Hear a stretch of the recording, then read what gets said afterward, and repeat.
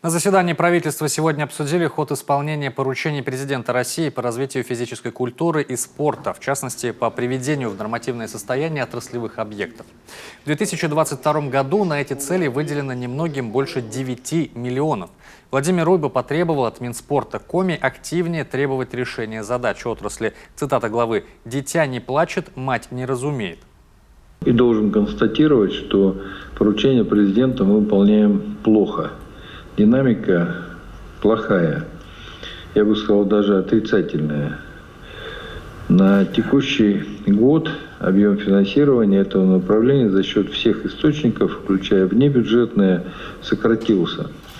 Дитя не плачет, мать не разумеет. Поэтому, Наталья Викторовна Карина, это ваша задача, ваша основная роль – ставить вопрос так жестко и так неудобно для правительства, чтобы мы на него все время натыкались и понимали, что это не ваша амбиция или не ваше желание, это поручение президента.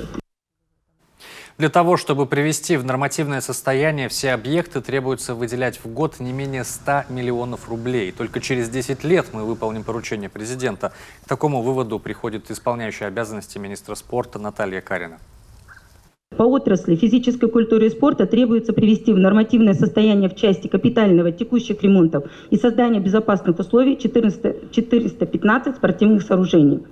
Потребность финансирования муниципальных учреждений спорта составляет более 753 миллионов рублей. Потребность финансирования государственных учреждений составляет более 293 миллиона рублей. На заседании также разобрали вопросы о комплексном развитии территорий муниципальных районов Прилузский, Кайгородский и Сысольский.